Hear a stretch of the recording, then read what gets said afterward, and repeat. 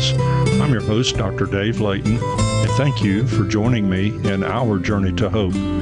It is my desire through this podcast to bring you information about how to discover, sustain, or perhaps regain hope. In this episode, I'm speaking with Dan Clouser. Now, I met Dan through a shared podcast service, and I thought it would really be interesting because of an area that he and his wife are engaged in that helps those facing challenges in their hope. And I'm going to let Dan tell a little bit about himself and their focus. Well, hello, Dan. Hi, Dave. Happy to be on the show. Thanks for having me. Oh, man, thank you. And again, I appreciate your time. I tell people all the time that time is a precious gift, and when you give it to somebody, that's very special. So thank you. I really appreciate it. No problem at all. Well, as I looked on your website information before the show, I noticed that you're engaged in volunteering, and I would dare say that even in your professional life, there was an element of volunteerism about it, and that you also encourage others to volunteer.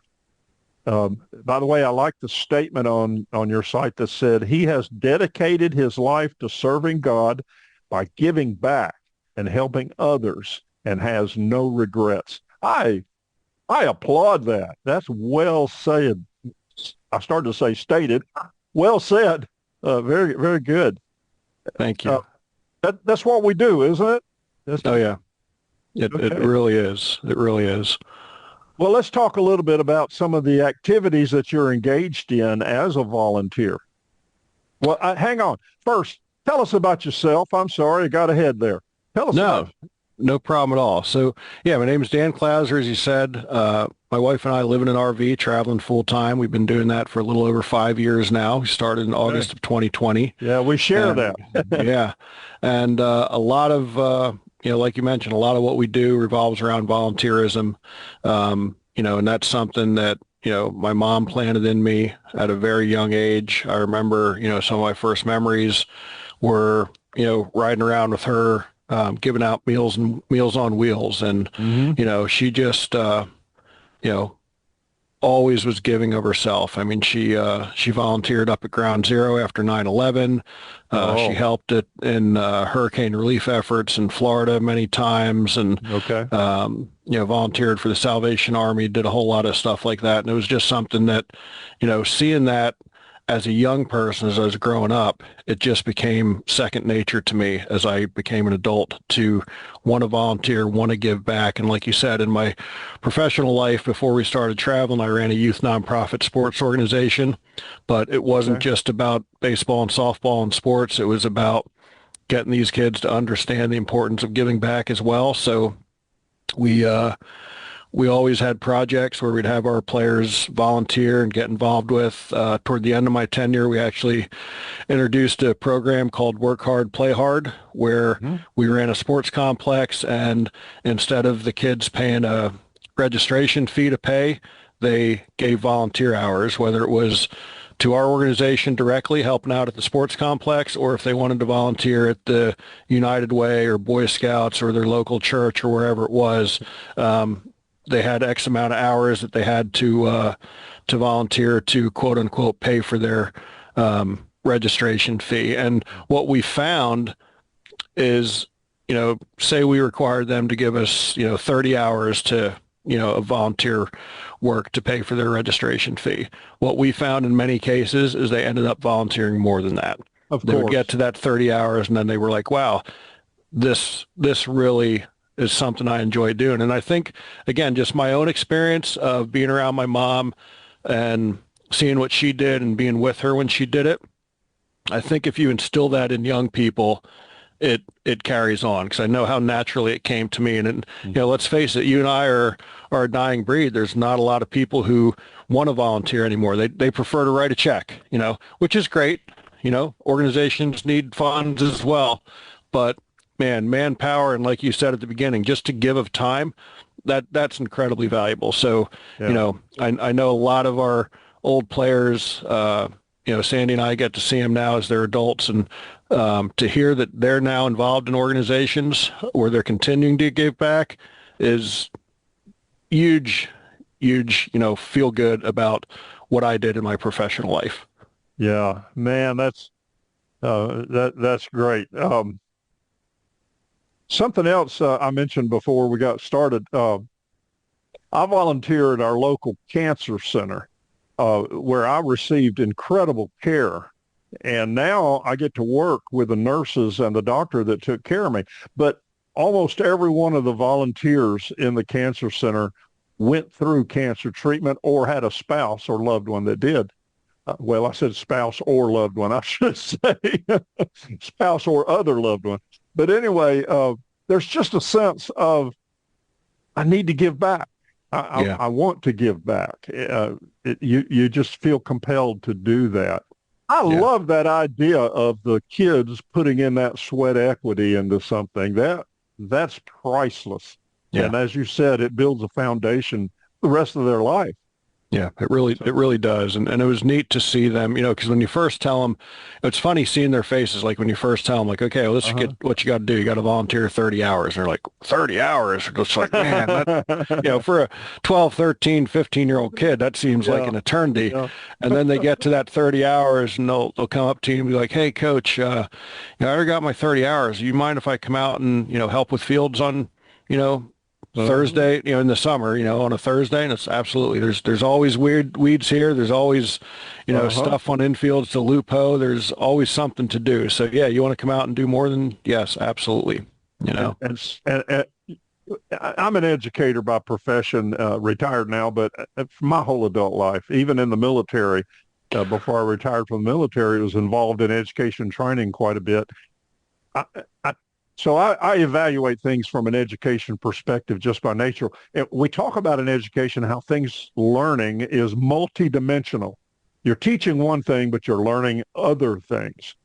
So those knowledge and skills will stick with those kids forever. They may even discover a passion, Yeah.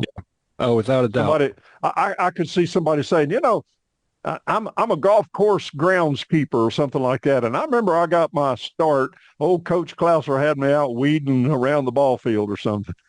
Yep. No doubt about it. No doubt about it. It's definitely something that sticks with you for a long time. Yeah. One of the heroes I have in my life is Mike Rowe, the dirty jobs guy. And he's always talking about, learning those practical skills for life. Yep. All right. Man, that's great. And that's quite a story. How did you get started in this idea? Well, you told me it was growing up with your mom kind of implanted that. But at some point in time, you had to make a decision. That's what I'm going to do in your own career progression. Yeah, and I, it's hard to pinpoint it. I mean, I think it was just from being around my mom and seeing her do that and doing stuff with her, and so I don't know that it was really like a conscious, like, okay, this is what I'm going to do. It was just kind of like, this is what we do. Like, it was just, this is what we do. This is what we're supposed to do as humans. We're supposed to help other people out if we can, Okay. So I don't really know that it was a, specific moment or a,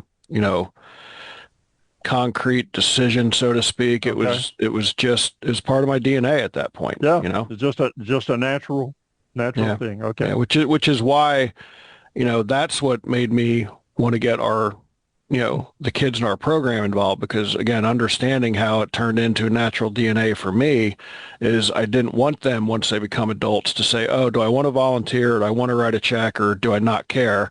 I wanted it to be in their DNA that when, a position comes up in an organization that needs help or something, they're just like, oh yeah, this is what I do. So boom, I'm going to do it. Yeah. And mom and dad would have gladly written a check for it, but absolutely. Instead, the kids earning it, doing it. Everything about that is wonderful. Okay. Yeah. So let's take a high level view. How important is it overall to volunteer? I mean, we do things, there's always something in it for ourselves, even if we're not consciously looking for something in it for ourselves, but there is that. But what's the value of volunteering? I mean, it's invaluable, really. And the things that we've received from it, and, when Sandy and I started this journey, when we decided to sell our house and jump in the RV, we knew that volunteerism was something that we wanted to continue to do as we traveled. We didn't know what that looked like, whether it meant, stopping at a soup kitchen for a day or what the case was. And we happened to come across an organization called A Year to Volunteer, which was is a RV centric organization where they'll go into a state park and do like a 2-week project. And, it's 90% full-time RVers. There's always a handful of people who don't necessarily live in their RV full-time, but they are RVers. And that really kind of set us on a pretty cool path. And the people we met, that were out there in the trenches with, so to speak, that we still stay in contact with today. Matter of fact, just the other day, 2 of them happened to be coming through Hershey, Pennsylvania, where we've been for the summer. And we got together for lunch with them and hung out for a while and just had a great time. And we wouldn't even know them. I mean, they're from California originally. We're from Pennsylvania originally. If it wasn't for us doing volunteer work together, we would never know each other, So, and I think, what you get out of it, like you go in to a project where you're the one giving, you're the one that's going to be, getting sweaty and working and getting dirty. But at the end of a project or during a project, when somebody comes up to you and thanks you for the work you're doing, stuff like that, you receive at that point. You receive that, and it just makes you feel good. I mean, one of the specific projects that I remember was in Lake Charles, Louisiana. We went into Sam Houston Jones State Park about a year and a half after Hurricane Laura and Hurricane Delta had gone through the area and just totally decimated the state park. And that was a project where we really got to see it from the community, their gratitude. I want to say in a 2-week period, we probably had 7 or 8 different organizations from the community come and feed us. And, before they would feed us, they'd always talk, and tell us about how appreciative they were. And this was just their small token of thanking us by, having a crawfish boil for us or, bringing, whatever it was, po' boys, whatever the case was. And to hear their stories and what it meant for them to have this, group of 50 volunteers from all across the country come in and adopt their hometown to bring this, state park back to life. And it had been over a year and a half, and that park still hadn't been opened because the state just didn't have the resources or the manpower to get the stuff done that needed to get done. And, again, when you hear those stories from people and people come up to you with tears in their eyes and thanking you for doing that, it's a pretty special feeling, and it's hard to put into words if you haven't, acknowledged it. And same, before we started recording, I talked about Sandy and I will go and volunteer at a place in Beaumont, Texas called the Dream Center, which, again, one of the other things my mom did is, she reinvented herself and went back to school, became a drug and alcohol counselor. My sister was an addict. Unfortunately, we lost her back in 2020 from an overdose. And so addiction and, alcoholism is something that is close to me. Thank God I've never, experienced it firsthand, but I've seen many up close stories as to how it's, ruined people's lives. And, to have these guys come up to you, who are on their path to recovery and getting back into society. And again, thank you for the littlest thing, as in just having a conversation with them and making them feel human, because as they're going through addiction, there's so many people who, they see them on the street and they just want to dehumanize them. They don't even want to talk to them. They want to turn the head. They want to go to the other side of the street so you don't have to be near them, and to make them feel like being a human being again is all part of that recovery process. So just simple things of, man, they come up to you and like, I know we only talked for like 10 minutes yesterday, but you have no idea what that meant to me. It's like, wow, and again, it goes back to that time, when people give you time, it's so valuable, because that's the one thing we don't know how much of it we have. So, you're giving somebody 10 minutes.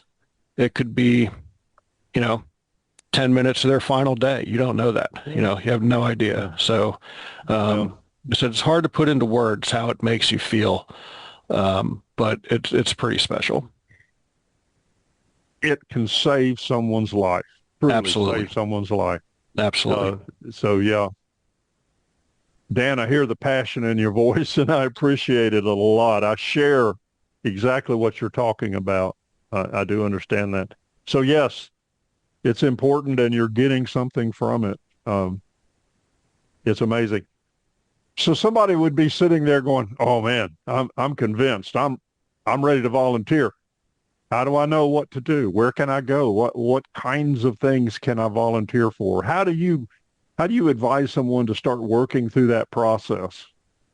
I mean, nowadays, in the past you'd say pick up Yellow Pages, but nobody even knows what that is. But pick up your phone and Google, just Google nonprofit organizations. And, there's a nonprofit organization for just about anything you can think of in the world. So if if you're a dog lover like my wife and I are, there's, literally hundreds of thousands of, shelters and rescues, and all those places need volunteers.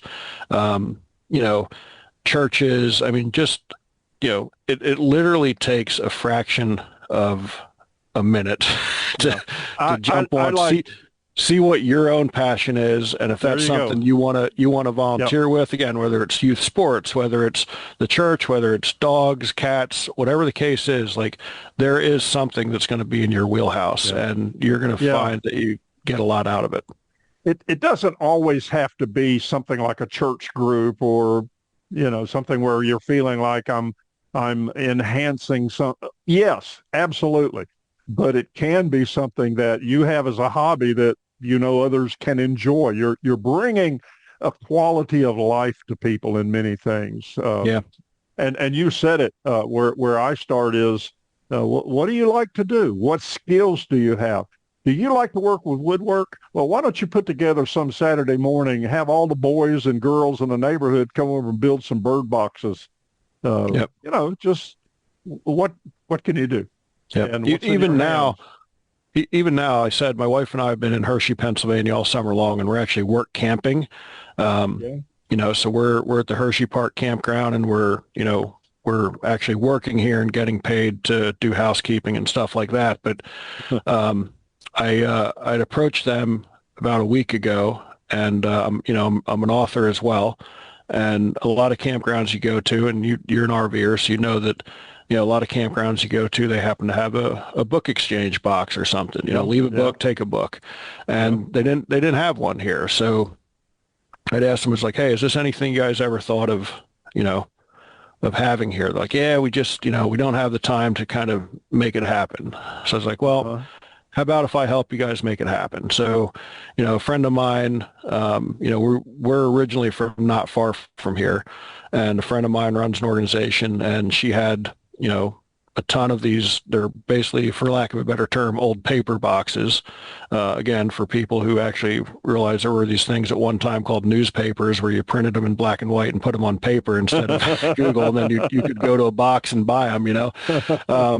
But she has a bunch of these. 50 cents. Yeah. So she has a bunch of these that she uses in our old hometown area for little local libraries. So I was like, hey, do you happen to have any left over? She's like, yeah, I have some. They're going to be dirty. They're going to have decals on them, so you're going to have to clean it up and pick it up and all that sort of stuff. So my son-in-law went and got it for us, and that's been my volunteer project here, even though it's for a for-profit business where I'm, cleaning up this little paper box and, peeling off the decals and, going to get it pressure washed and get new decals and put it on. And, again, the gratefulness of the management staff for me to do something that I'm truly enjoying, it's pretty cool. So again, it's, you can volunteer for literally anything, nonprofits, for businesses, whatever it is, like you can volunteer, just go out there and find it. Yeah. And again, like you say, or we've said, you'll discover things about yourself that you might not have known about before, such as your passions and things of interest. No doubt. I mean, with the Year to Volunteer, I mean, there have been some things that I've done that I would have never guessed I'd ever do. I mean, one of our friends that we met is an old retired general contractor from Florida, and he used to, build Hardee's restaurants and stuff like that. And on any project that he's on, I try to be in his right hip as much as I can because he teaches me so much Yeah. about construction and building. And again, I tell everybody I'm probably the least handy full-time RVer in the world, but yet with him, I've built fishing piers and I've built waterways and bird housings and all kinds of stuff that I never ever would have thought that I'd ever Yeah. be, building. Yep. And again, you feel good. You feel good because it's something like you said you didn't actually know you might have had the skills to do it. And here Yeah. you are, using a nail gun and Yeah. putting together Yeah. a wall. Yeah. So, Or, even if all you've done is hold on to the end of the board while somebody else cuts it, you have participated in that. And you can say, absolutely, hey, I helped build that. Yes, you did. absolutely, absolutely. Okay. Well, let me shift gears a little bit. Let's get a little bit serious. Not in a bad way. This show is about helping people discover, sustain, or regain hope. That's what I like to do, talk about. So I always like to find out from my guests their concept of hope. And there's no wrong answer to that. It's how do you understand the concept of hope? And then the next part of that is how is what you're doing, how is that helping bring about that discovering, sustaining, or regain hope in others? I think, we live in such a divided world right now. Yeah.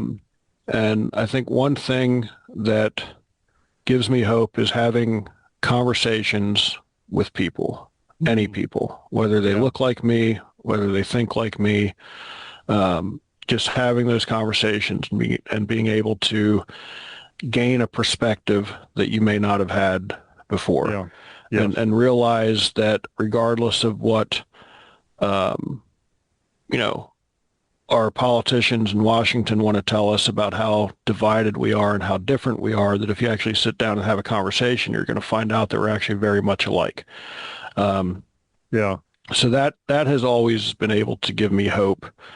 And I think just with what my wife and I do as we're on the road and volunteering, helps sustain that hope because we've seen that what we do gives other people hope. That there is, it's easy to lose faith in humanity today.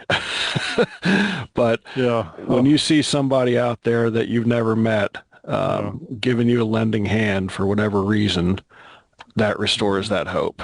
So I think, those are kind of the two main components right there is to really just, Well, that's regain well that said. hope. Yeah, that's well said. You find out that a lot of that other stuff is just superficial or peripheral. Absolutely. I've had guests on the podcast that I didn't necessarily agree with the stand they had on things. That wasn't important. Right. I've had only one guest. I have to be honest. I had only one guest that was not a good guest. Everybody else has just been fantastic, and people from all walks of life and all kinds of different perspectives. But there's just a commonality of humanity, and so when we engage in a conversation with folks, it's just wonderful. Yeah. And like you said, you can gain a different perspective on things, and together we grow. So I can wax elephants on that all day. I'll leave that alone. Okay. But that's well said, Dan. Thank you. I tell people in my research about hope and writing about hope, I had a book published called called Journey to Hope. And in doing the research on it, it was very common to find that if somebody's having their hope challenged, they're feeling like, this is it, is to get out of yourself and do something for someone else, and you will find your hope all of a sudden it's starting to flourish. So what you just said, you and your wife are engaged in, is a very clear demonstration of that. So thank you. Thank you. That's amazing. Okay, well, what's on the future for you? So right now, our future is really concentrating on getting my wife healthy. Sure. Like I said, before we started recording, I mentioned she's had some health issues. She was diagnosed back in July with a very rare autoimmune disease called ANCA vasculitis, or vasculitis ANCA, depending on which Google search you're looking at. So she's getting some infusion treatments to get the vasculitis into remission. It's attacking her kidneys at this point. So we'll actually be spending a lot of time on the East Coast, back and forth between Pennsylvania and Florida over the next year to year and a half. Just, again, getting her healthy and concentrating on that. And I'm sure even with all that, we're still going to find some time to volunteer and give of ourselves throughout that. And, you are right, because, even though she doesn't have cancer, her infusion treatments take place in the cancer center. Yes, they do. Yes. At the hospital. And there are a lot of volunteers there, and it does seem a lot of them are survivors. So, it's refreshing to see that as well. And something else that I've learned, and again, I talk about all the time, is you are discovering, your wife is discovering, is that no one walks alone. Absolutely. When I was going through leukemia treatment, the very first day that I was in outpatient treatment, I write about it in my book. One of the volunteers comes, and I'm almost wheelchair bound. I've got a walker. I can't hardly. They had to help me stand on the scales, that sort of thing. And she comes over, Jane was her name. She comes over and she says, Mr. Layton, I'm going to take you back to your nurse, Brentley. You're going to start treatment back there. And so I'm going down the hallway with a walker. This lady's half my size, and she's got her arm around me. And I said, you're making me feel like I'm your only patient. And she says, well, to me, you are. And then she said, no one walks alone. And that became part of the book. In fact, she got a whole paragraph in the book. I love that. And I get to volunteer with her now, and that's wonderful. That's very cool. Full circle. Yeah, she and I were in a commercial for the cancer center together. That was great. Walking down the hallway. By the way, she was there on my bell ringing day. She said she made a special trip in that day because she knew I was going to be ringing the bell, and there was some emotional time there. I bet. All right. That's very cool. Sorry, I'm running my mouth, brother. I'm sorry. No problem at all. Okay. Well, so you're in Hershey, Pennsylvania right now. She's receiving treatment. You'll be there for a while for that. Yep.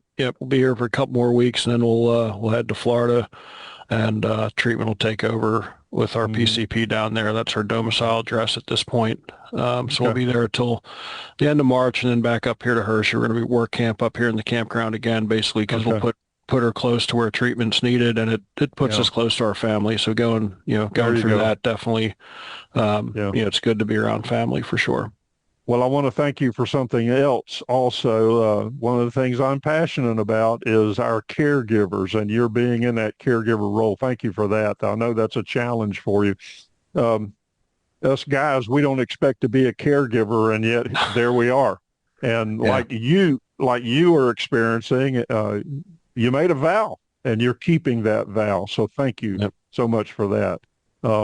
I'm developing some seminars that I'm delivering about caregivers, helping caregivers as they are in their role. And so I understand very much what you're doing. My limited experience as a caregiver was my wife went through hip surgery, and I had to take care of that a little bit. But she's anyway, you learn.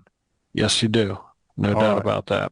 Anything else you want to add before we wrap up? I don't mean to cut you short. No, not at all. Just like I said, if you're out there and you're wondering, if you think you're living an unfulfilled life, get out and help somebody else, because it will be the most fulfilling thing you do. Well, I'm going to put information about your website, and you said you're an author, a writer. What kind of things have you written? So I have no niche whatsoever. I've written 3 memoirs, a children's book, and a coloring book. The memoirs go everything from my years of coaching to our RV travels. The children's book and the coloring book are written as though our dog had been the author when we still had him. The children's book is called Four Paws and Six Wheels Across America. So it talks about our dog's perspective of living in what he called the house on wheels. And then I love it. my most recent memoir is actually a co-authored book between myself and my dog. It's called A Good Boy's Journey, and there's a chapter that's written from my perspective and a chapter that's written from his perspective. And we lost him about 1.5 years ago now. Yeah, and I read that. I read that on your site. He's still a big influence in our lives for sure. And he, he couldn't get out there and volunteer with us, but he would definitely be out there and help be making those volunteers smile. And there you go. I was going to say he was part of the team. Yes, he was. Yeah, my wife's first stint into the hospital this year, they had a therapy dog that was a golden retriever, and that, because that's what he was, and that brightened both her and my day. I mean, I spent as much time cuddling with him when he came into her room as what she did. So yeah, he knew how to make people smile for sure. Yeah, golden retrievers are amazing, amazing dogs. I've never owned one. I've often thought about it. We travel so much, I'm not so sure we could get used to having one now. Right. But, okay. Well, friend, thank you again for your time. Absolutely. Let me go ahead and wrap up. All right. Friends, thank you for joining Dan and I as together we journey to hope. I trust in some small way we've encouraged you to discover, sustain, or regain hope through this effort.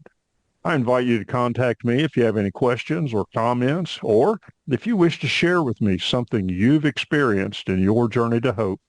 My email is info@ourjourneytohope.com. That's info@ourjourneytohope.com. And please share this podcast with someone whose hope is being challenged. I look forward to sharing more with you soon. Again, I'm Dr. Dave Layton, and thank you for listening. And until our next episode, remember, we give all glory to God our Father.